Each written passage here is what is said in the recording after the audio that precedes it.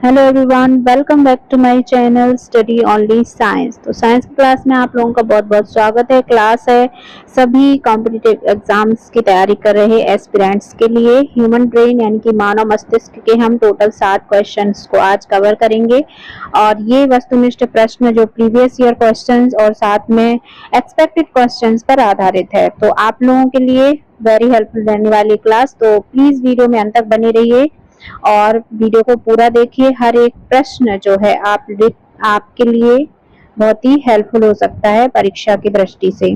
तो चलिए शुरू करते हैं बिना किसी देरी के। आज का हमारा पहला प्रश्न है, मनुष्य में तंत्रिका तंत्र को प्रमुख रूप से कितने भागों में बांटा है? तो मानव में तंत्रिका तंत्र को प्रमुख रूप से 2 भागों में बांटा गया है। ठीक है, 2 भागों में बांटा गया है तंत्रिका तंत्र को। वो भाग कौन कौन से हैं ये मुझे कमेंट करके आप आंसर बताइए। उसके बाद आप अगली क्लास में आपको इसका आंसर मैं खुद से दे दूंगी। अगर आपको पता है तो कमेंट करिए जरूर। दूसरा प्रश्न है, ग्रे मैटर से संबंधित सही कथन कौन सा है? तो ग्रे मैटर से संबंधित सही कथन जो है वो इनमें से प्रमस्तिष्क के बाहरी भाग में तंत्रिकाओं द्वारा बना द्रव्य और अनुमस्तिष्क के बाहरी भाग में तंत्रिकाओं द्वारा बना द्रव्य, तंत्रिकाओं के कारण इनका रंग धूसर होता है। तो ये तीनों राइट हैं, उपयुक्त सभी कथन सही हैं। ठीक है, डी ऑप्शन इसका सही हो जाएगा। नेक्स्ट प्रश्न है, वर्मिस से संबंधित सही कथन बताइए। तो वर्मिस से संबंधित सही कथन यह पश्चिम मस्तिष्क से संबंधित है। यह पश्चिम मस्तिष्क के अनुमस्तिष्क भाग में स्थित होता है और यह अनुमस्तिष्क के दोनों अर्धांशों को जोड़ने का कार्य करती है। तो ये तीनों कथन सही हैं, डी ऑप्शन हमारा करेक्ट हो जाएगा। अगला प्रश्न है, मस्तिष्क के क्रेनियन में हड्डियों की संख्या कितनी होती है? तो मस्तिष्क के क्रेनियन में हड्डियों की संख्या 8 होती है, नोट कर लीजिए। ठीक है, बार बार ये प्रश्न बहुत बार पूछा जा चुका है। अगला प्रश्न है, तंत्रिका तंत्र के 2 प्रकारों के नाम क्या हैं? तो तंत्रिका तंत्र के 2 प्रकारों के नाम क्या हैं? परिधीय तंत्रिका तंत्र और केंद्रीय तंत्रिका तंत्र। जो इसका आंसर है वो प्रयुक्त दोनों हो जाएगा हमारा। ठीक है, सी ऑप्शन करेक्ट हो जाएगा, प्रयुक्त दोनों। अगला प्रश्न है, मस्तिष्क एवं मेरुरज्जु कौन से तंत्रिका तंत्र में आते हैं? तो मस्तिष्क एवं मेरुरज्जु कौन से तंत्रिका तंत्र में आते हैं? इसका सही आंसर है केंद्रीय तंत्रिका तंत्र में आते हैं। ठीक है,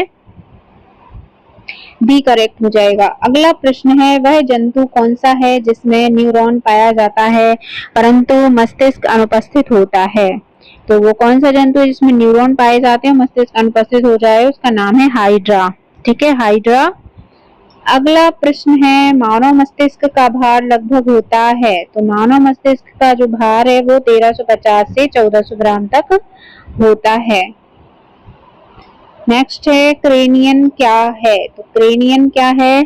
इसका आंसर है वह ढांचा जिसमें मस्तिष्क सुरक्षित रहता है, उसे क्रेनियन कहते हैं। ठीक है, अगला प्रश्न है, किस लॉब के कारण हम सुन सकते हैं?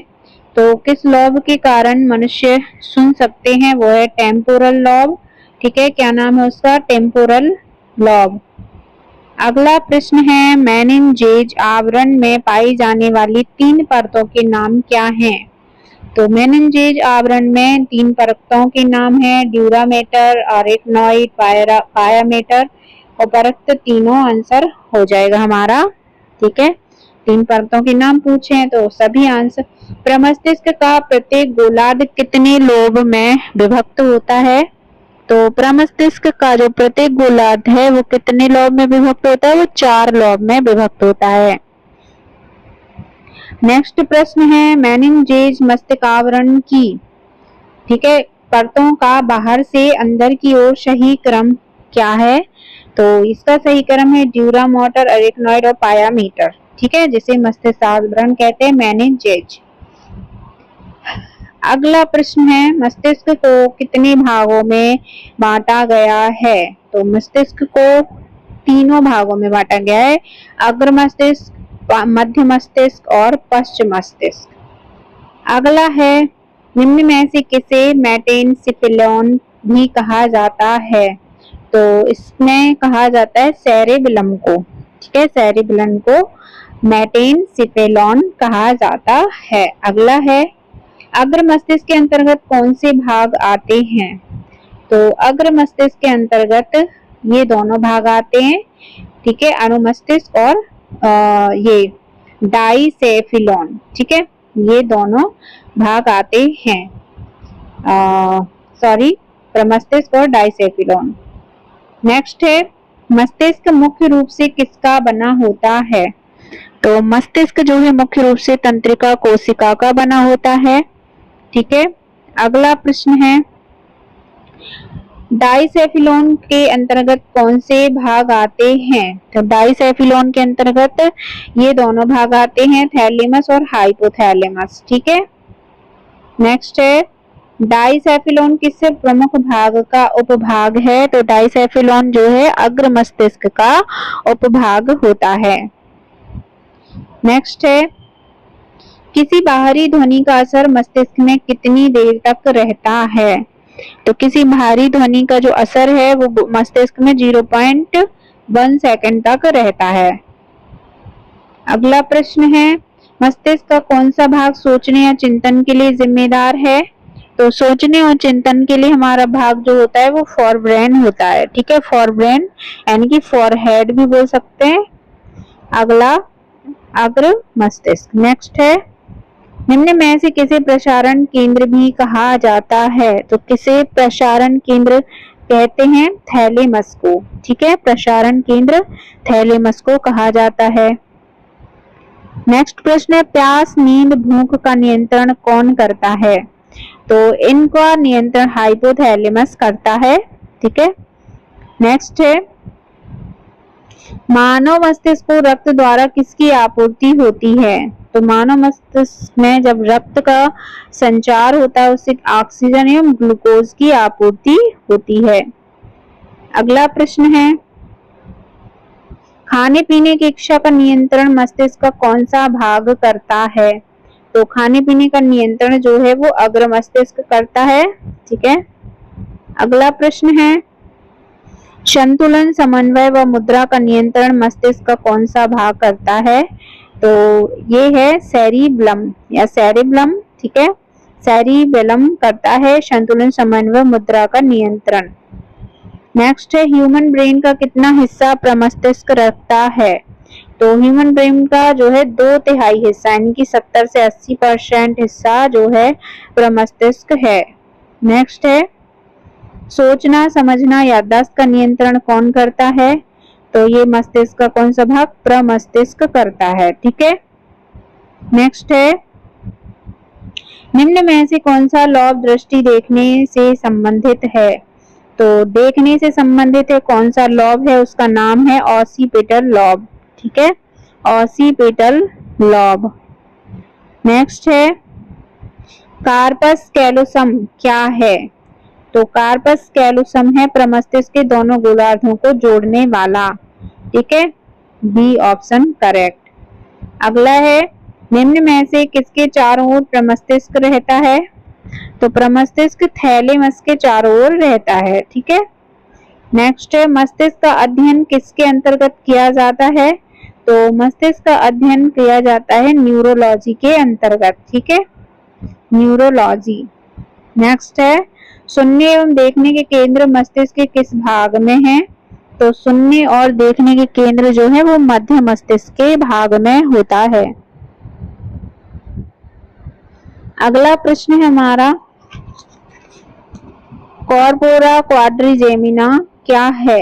तो ये जो कॉर्पोरा क्वाड्रिजेमिना है ये क्या है? ये पूछा मध्य मस्तिष्क के ऊपरी भाग में 4 पिंड होते हैं उसका नाम है, ठीक है, ऊपरी भाग में, मध्य मस्तिष्क के ऊपरी भाग में। पश्च मस्तिष्क के अंतर्गत कौन आता है इनमें से?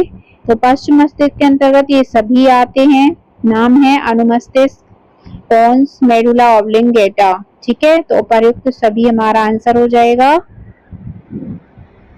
अगला प्रश्न है मस्तिष्क का कौन सा भाग प्रेरक एवं संवेदी संकेतक के रूप में कार्य करता है? तो वो है थैलेमस, ठीक है, जो प्रेरक और संवेदी संकेत भेजता है वो थैलेमस होता है। नेक्स्ट है देखने और सुनने की सजगता जो है को नियंत्रित मस्तिष्क का कौन सा भाग करता है? देखने और सुनने की क्षमता को नियंत्रित जो है मस्तिष्क का कौन सा भाग करता है? वो है कॉर्पोरा क्वाड्रिजेमिना। ठीक है। अगला प्रश्न है, मस्तिष्क और मेरुरज्जु को जोड़ने का कार्य कौन करता है? तो मस्तिष्क और मेरुरज्जु को मस्तिष्क स्टेम जोड़ के रखता है। ठीक है, मस्तिष्क स्टेम। नेक्स्ट है, मस्तिष्क की तीनों परतों के बीच में कौन सा द्रव भरा रहता है? तो कौन सा द्रव होता है? वो होता है सेरेब्रोस्पाइनल द्रव। ठीक है। नेक्स्ट है, अक्षीय क्रियाओं चलना, दौड़ना, खाना का नियंत्रण कौन करता है? तो अक्षीय क्रियाओं का नियंत्रण करता है अनुमस्तिष्क। ठीक है, अनुमस्तिष्क। नेक्स्ट है, अनैक्षिक क्रियाओं खांसना, छींकना का नियंत्रण कौन करता है? तो अनैक्षिक क्रियाओं का नियंत्रण होता है ऑब्लांगेटा से, मेडुला ऑब्लांगेटा से। नेक्स्ट है, मस्तिष्क का कौन सा भाग पीयूष ग्रंथि के स्राव को नियंत्रित करता है? तो इस ग्रंथि के स्राव को नियंत्रित करता है हाइपोथैलेमस। नेक्स्ट है, मानव शरीर में श्वसन का नियंत्रण निम्न में से कौन करता है? तो श्वसन को नियंत्रित करता है मेडुला ऑब्लांगेटा। अगला है प्रश्न है यहाँ पे, निम्न में से किसका प्रयोग मस्तिष्क के लिए होता है? तो इनमें से जो किसका प्रयोग होता है मस्तिष्क के लिए? ईईजी का। ठीक है, ईईजी का। नेक्स्ट है, श्वसन, हृदय एवं वमन केंद्र मस्तिष्क के किस भाग में स्थित है? तो ये मेडुला के भाग में स्थित होता है, श्वसन, हृदय और वमन केंद्र। अगला प्रश्न है, स्तनधारी एवं उभयचर के मस्तिष्क में भिन्नता किसके कारण होती है? तो ये जो भिन्नता होती है वो कार्पस कैलोसम के कारण होती है स्तनधारी उभयचर के मस्तिष्क में। ठीक है।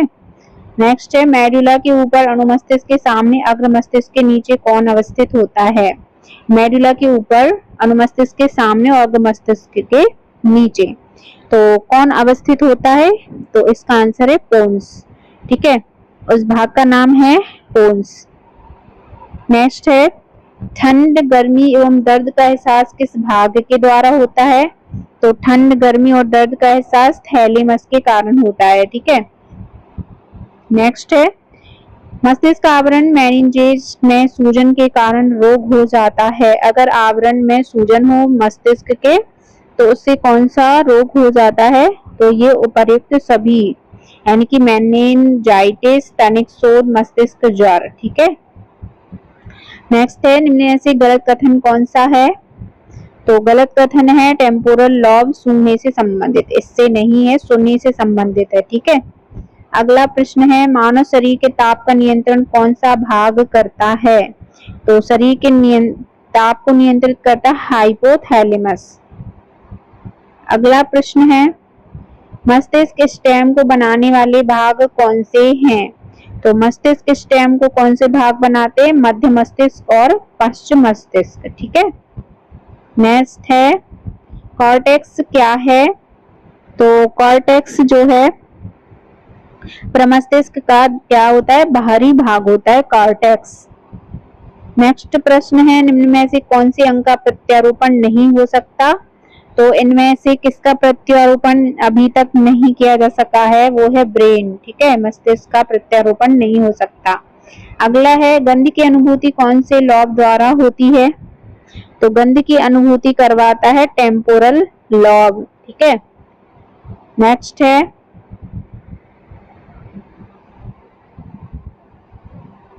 आर्बोरविटी से संबंधित सत्य कथन है। आर्बोरविटी से संबंधित जो कथन है वो प्रयुक्त तीनों हैं, क्योंकि जीवन वृक्ष कहा जाता है, अनुमस्तिष्क के गोलार्ध में मिलती है और ये वृक्ष की शाखाओं के समान दिखती है। अगला प्रश्न है, कुल ऑक्सीजन के कितने प्रतिशत की खपत मस्तिष्क द्वारा होती है? तो कुल ऑक्सीजन में से जो हमारा मस्तिष्क खपत करता है उसकी जो है 20% ही लेता है। ठीक है, ऑक्सीजन का 20%। अगला है, मस्तिष्क आवरण की वह झिल्ली या परत जो सबसे पतली एवं नाजुक होती है। ठीक है, तो ये वेरी इंपॉर्टेंट प्रश्न है, पायमीटर कहते हैं उसे। ठीक है, पायमीटर। और अगला प्रश्न है, तंत्रिका कोशिकाओं द्वारा सूचना का माध्यम क्या है? तो तंत्रिका कोशिकाओं की द्वारा सूचना विद्युत आवेग के माध्यम से भेजी जाती है। ठीक है, विद्युत आवेग। अगला और लास्ट प्रश्न है, किसी वयस्क के शरीर के वजन का कितना प्रतिशत मस्तिष्क होता है? ठीक है, वयस्क के शरीर का वजन और जो मस्तिष्क का वजन होता है उसका प्रतिशत है। ठीक है, तो बॉडी का लगभग 2% मस्तिष्क का वजन होता है। तो ये आंसर थे हमारे, हमने 7 क्वेश्चंस को आज कवर किया और आई होप इसमें क्या है कि आप लोगों को सबको ये प्रश्न जो है समझ में आए होंगे और आपने नोट डाउन भी किए होंगे। और हमारे इसी के साथ, इन्हीं प्रश्नों के साथ हमारी क्लास जो यानी कि हमारा टॉपिक है मस्तिष्क का, ह्यूमन ब्रेन का, वो कंप्लीट होता है। अगर कुछ क्वेश्चन रह गए हैं तो मैराथन क्लास में इनको ऐड कर दिए जाएंगे। तब अब मिलते हैं नेक्स्ट क्लास में। और हाँ, MPGK की क्लास भी स्टार्ट हो चुकी है आज से, तो आज सुबह से 11 बजे से स्टार्ट हुई है। आप लोग वो भी ज्वाइन कर सकते हैं। अगर आप किसी भी कॉम्पिटिटिव एग्जाम की तैयारी करें तो आपके लिए वो भी वेरी हेल्पफुल होने वाली, खास करके MPPSC हो या UPSC की परीक्षा के लिए। ठीक है, तो चलिए मिलते हैं नेक्स्ट क्लास में।